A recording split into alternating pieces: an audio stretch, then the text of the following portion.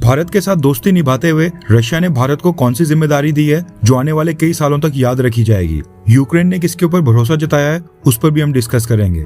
RSS ने foreign countries के लिए कौन सी अनाउंसमेंट की है, भारत के कौन से पड़ोसी देश ने अब डीजल परचेज करने के लिए लोन के लिए अप्लाई किया है और लोन लेने की मजबूरी क्यों आ गई है, एंड उससे भी इम्पोर्टेंट नेपाल की सरकार के कौन से डॉक्यूमेंट गायब हो गए हैं। इसके अलावा भी काफी सारी इंपॉर्टेंट खबरें आ रही हैं जो भारत के ऊपर इम्पैक्ट डालती हैं, इसलिए वीडियो को एंड तक देखिएगा। सबसे पहले बात करते हैं भारत और रशिया के बारे में। रेफरेंस के लिए आपकी स्क्रीन के ऊपर आर्टिकल का स्क्रीनशॉट है।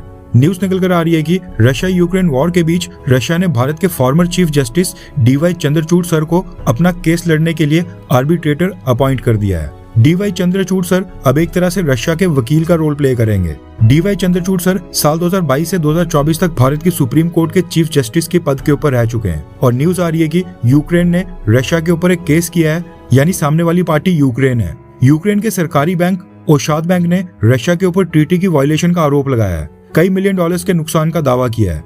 यूक्रेन के सरकारी बैंक का आरोप है कि साल 2022 में जब रशिया ने यूक्रेन की टेरिटरी का इन्वेजन किया था तो फिर उस समय दोनेस्क, लुहांस्क, खेरसोन और जापोरोजिया रीजन में उनके बैंक्स के जो भी एसेट्स थे, ब्रांचेस थी और जो उनकी प्रॉपर्टीज थी, उनको रशिया के हमलों, रशिया की स्ट्राइक्स और जबरदस्ती कब्जे की वजह से कई मिलियन डॉलर का नुकसान हो गया है। यूक्रेन के बैंक के अकॉर्डिंग ये 1998 के बायलैटरल इन्वेस्टमेंट ट्रीटी की वायलेशन है जो रशिया और यूक्रेन की सरकार ने साइन की थी। इसलिए बैंक को जो भी नुकसान हुआ है रशिया उसकी भरपाई करे, ऐसी यूक्रेन के बैंक की डिमांड है। अब सबसे इंपॉर्टेंट बात यह है कि भारत के former chief justice DY Chandrachud sir का ये यहाँ पर बहुत ही इंपॉर्टेंट रोल हो जाता है।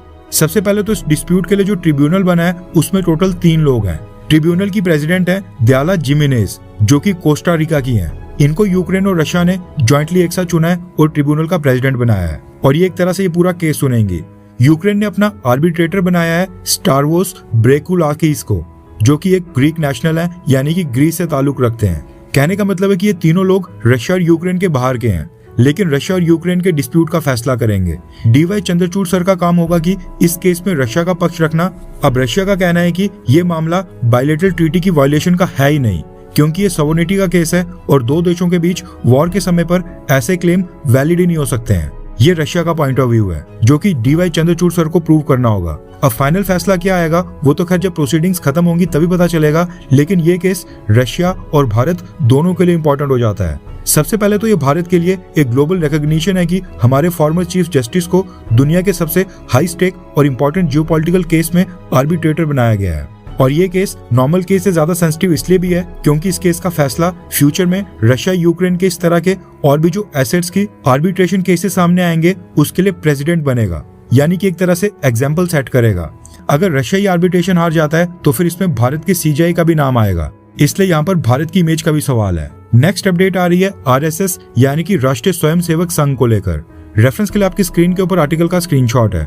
न्यूज निकल कर आ रही है कि आरएसएस के चीफ मोहन भागवत अगस्त महीने के एंडिंग में अमेरिका की विजिट के ऊपर जा रहे हैं। American Hindus for engagement and dialogue नाम की वहां पर एक ऑर्गेनाइजेशन है जिसने रक्षाबंधन के लिए एक इवेंट में आरएसएस चीफ मोहन भागवत को चीफ गेस्ट के तौर पर इन्वाइट किया है। इस इवेंट में आरएसएस चीफ इंडियन डायस्पोरा को भी संबोधित करेंगे और वहां पर स्पीच देंगे। रिपोर्ट्स आ रही हैं कि मोहन भागवत अमेरिका के साथ साथ सेम टूर के ऊपर ब्रिटेन और कनाडा भी जाएंगे। कनाडा में कुछ मेंबर ऑफ पार्लियामेंट्स और खालिस्तानी सपोर्टर एमपीज ने आरएसएस चीफ की विजिट का विरोध किया था और आरएसएस चीफ को कनाडा में बैन करने और ब्लैकलिस्ट करने की रिक्वेस्ट की थी, लेकिन उसके बावजूद कनाडा की गवर्नमेंट ने आरएसएस चीफ की विजिट कैंसिल नहीं की है। जिस तरह से मोहन भागवत अमेरिका में इंडियन डायस्पोरा को संबोधित करेंगे, वैसे ब्रिटेन और कनाडा में अभी तक कोई भी इवेंट ऑर्गेनाइज करने की न्यूज सामने नहीं आई है।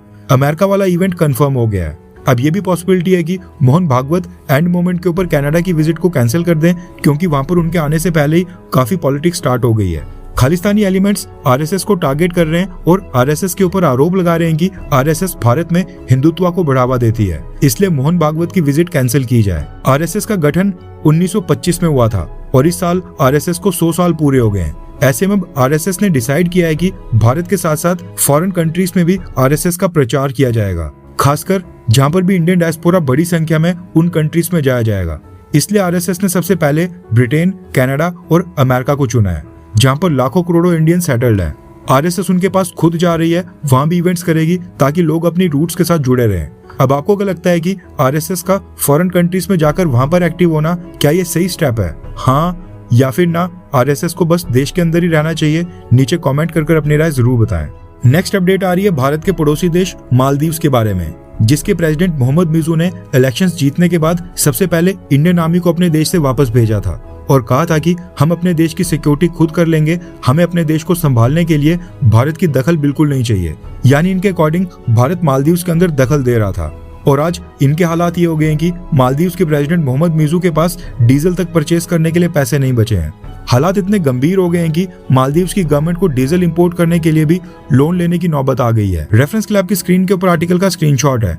न्यूज निकल कर आ रही है कि एशियन डेवलपमेंट बैंक ने डीजल इंपोर्ट्स के लिए मालदीव्स को $50 मिलियन का लोन देने का अप्रूवल दे दिया है और ये अमाउंट अगले कुछ ही दिनों में मालदीव्स की सरकार के अकाउंट के अंदर ट्रांसफर कर दी जाएगी। $50 मिलियन इंडियन करेंसी में 477 करोड़ रुपीस होते हैं और ये पहली बार नहीं जो मालदीव्स की सरकार ने डीजल इंपोर्ट करने के लिए लोन लिया हो। इससे पहले मई महीने में भी मालदीव्स की सरकार ने emergency support for critical service project के अंडर वर्ल्ड बैंक से $40 मिलियन का लोन लिया था ताकि मालदीव्स की सरकार डीजल परचेज कर सके। यानी 4 महीनों के अंदर ही मालदीव्स की सरकार ने total $90 million around 850 crore rupees केवल डीजल इंपोर्ट करने के लिए लोन के रूप में ले लिए हैं, जबकि मालदीव्स की सरकार अपने पुराने लोन की किस्तें तो दे नहीं पा रही है। अब सोचने वाली बात यह है कि मालदीव्स इस समय लोन के लिए अलग अलग बैंक्स के पास क्यों जा रहा है? इस चीज का ईरान और अमेरिका के वॉर के साथ क्या लिंक है? मसला ये है कि मालदीव्स की जीडीपी में ट्रैवल, टूरिज्म और होटल इंडस्ट्री इनका कंट्रीब्यूशन 60 से 70% तक का है, लेकिन ईरान वॉर के कारण मिडिल ईस्ट से फ्लाइट कनेक्टिविटी अचानक से टूट गई थी। टूरिज्म लगातार ड्रॉप होते जा रहा है और पिछले साल के मुकाबले 20 से 30% का ड्रॉप देखने को मिल रहा है, जबकि कुछ कंपनीज टूरिस्ट अराइवल्स में 50% का ड्रॉप बता रही हैं। इसी वजह से मालदीव्स की सरकार का रिवेन्यू कलेक्शन लगातार कम हो रहा है और ऊपर से ईरान वॉर के कारण डीजल की कीमतें भी इंटरनेशनल मार्केट में बहुत ही हाई चल रही हैं। स्ट्रेट ऑफ हॉर्मुज बंद होने के कारण मालदीव्स को हाई रेट के ऊपर डीजल इंपोर्ट करना पड़ रहा है और ये जो डीजल है ये परचेज करना मालदीव्स की सबसे बड़ी मजबूरी है। मसला ये है कि मालदीव्स में कई सारे अलग अलग आइलैंड्स के ऊपर इलेक्ट्रिसिटी यानी कि बिजली डीजल जनरेटर से ही प्रोड्यूस की जाती है। वर्ल्ड बैंक के अकॉर्डिंग मालदीव्स में डीजल ही पावर जनरेशन का मेन सोर्स है, जिससे घरों, होटल्स, रिजॉर्ट्स, हॉस्पिटल्स, बिजनेसेस और वाटर डिसैलिनेशन सिस्टम्स को पावर दी जाती है। इसके अलावा डीजल बोट्स अलग अलग आइलैंड्स के बीच ट्रांसपोर्टेशन सिस्टम, फिशिंग बोट्स और बाकी तरह के ट्रांसपोर्टेशन और लॉजिस्टिक्स में भी डीजल का इस्तेमाल किया जाता है। मतलब अगर मालदीव्स के अंदर डीजल की शॉर्टेज आ जाती है तो सिर्फ पेट्रोल पंप नहीं बल्कि इलेक्ट्रिसिटी, उसके साथ साथ ड्रिंकिंग वाटर, उसके बाद टूरिज्म, रिजॉर्ट्स और आइलैंड्स के बीच जो ट्रांसपोर्टेशन होती है ये सब कुछ इम्पैक्ट हो सकता है। इसी वजह से मालदीव्स की सरकार के लिए डीजल सबसे बड़ी प्रायोरिटी है, जिसके लिए नए लोन्स लिए जा रहे हैं। वर्ल्ड बैंक और एशियन डेवलपमेंट बैंक ने भी मालदीव्स को तुरंत लोन एक्सटेंड कर दिया है क्योंकि ये मालदीव्स का जेन्युइन क्राइसिस है। बस दिक्कत ये है कि ईरान वॉर जितना लंबा खींचेगा टूरिज्म भी उतने लंबे समय तक इफेक्ट होगा और डीजल की कीमतें भी ज्यादा बनी रहेंगी। इसलिए अगर ईरान वॉर 3-4 महीने और लंबा चलता है तो मालदीव्स की सरकार को फिर से 40 से 50 मिलियन डॉलर्स का लोन लेने किसी और बैंक या फिर किसी और देश के पास जाना पड़ेगा। वैसे मोहम्मद मिर्जू मालदीव्स का प्रेसिडेंट बनने के बाद भारत को लेकर जो अकड़ दिखा रहे थे उससे ज्यादा तो उनको भारत से मदद मांगने में शर्म आएगी। लेकिन आपको क्या लगता है कि अगर मालदीव्स भारत से रिक्वेस्ट करे कि हम मालदीव्स को डीजल के लिए लाइन ऑफ क्रेडिट एक्सटेंड करें तो क्या भारत को मालदीव्स की मदद करनी चाहिए? हाँ या फिर ना? नीचे कमेंट कर अपनी राय जरूर बताएं। नेक्स्ट अपडेट आ रही है भारत और नेपाल को लेकर। ये तो हम सब जानते हैं कि नेपाल की नई सरकार और इवन पिछले कुछ समय से जितनी भी नेपाल के अंदर सरकारें रही हैं ये सब लिपुलेख, कालापानी और लिम्पियाधुरा को लेकर भारत की सरकार के साथ डिस्प्यूट करती रह रही हैं। कभी अपने मैप के अंदर इन तीनों रीजन्स को शो कर लेते हैं तो कभी अपने नोट के ऊपर इन तीनों को अपनी बाउंड्री में दिखा देते हैं। अब ये जो तीनों जगहें हैं इनके ऊपर दावा ठोकने के लिए नेपाल की सरकार अपना बेसिस बताती थी सुगौली ट्रीटी को, जो कि साल 1816 में नेपाल ने ब्रिटिश इंडिया के साथ साइन की थी। नेपाल की सरकार हमेशा इसी ट्रीटी का हवाला देकर ये तीनों इलाके क्लेम करती थी। अब होता यह है कि जब भी कोई ट्रीटी साइन होती है उसके रिटन डॉक्यूमेंट्स और हिस्टोरिक रिकॉर्ड होते हैं जिन पर 2 पार्टी साइन करती हैं, ताकि उस ट्रीटी डॉक्यूमेंट को एक सबूत की तरह पेश किया जाए कि 2 पार्टीज कौन कौन सी शर्तों के ऊपर राजी हुई थी। सेम इसी तरह से नेपाल कहता था कि उनके पास सुगौली ट्रीटी के सबूत हैं, लेकिन अब नेपाल की सरकार ने बताया है कि सुगौली ट्रीटी से जुड़े जो भी डॉक्यूमेंट्स थे वही गायब हो गए हैं। रेफरेंस के लिए आपकी स्क्रीन के ऊपर आर्टिकल का स्क्रीनशॉट है। नेपाल के फॉरेन मिनिस्टर शिशिर खनाल ने हाउस ऑफ रिप्रेजेंटेटिव्स को बताया है कि नेपाल की सरकार के पास इस बात की जानकारी नहीं है कि हमारे पास सुगौली ट्रीटी के ऑफिशियल और आधिकारिक डॉक्यूमेंट्स हैं या फिर नहीं है। नेपाल के विदेश मंत्री ने आगे कहा कि ट्रीटी डॉक्यूमेंट्स के नेशनल आर्काइव्स में रखने होने की बात की जाती थी, लेकिन उनकी ऑथेंटिसिटी सुनिश्चित नहीं की जा सकती है।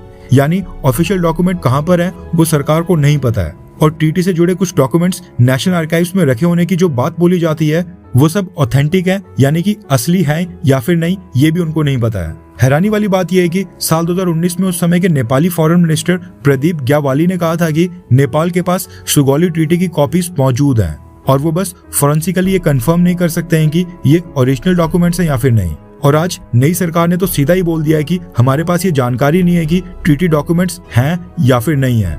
डॉक्यूमेंट्स ना होने से नेपाल का क्लेम और भी कमजोर हो जाता है, लेकिन तब भी नेपाल के लीडर्स लगातार ट्रीटी डॉक्यूमेंट पेश करने की बजाय स्टेटमेंट इशू कर लोगों को भड़काने का काम कर रहे हैं, जिससे दोनों देशों के रिश्ते और भी खराब होंगे।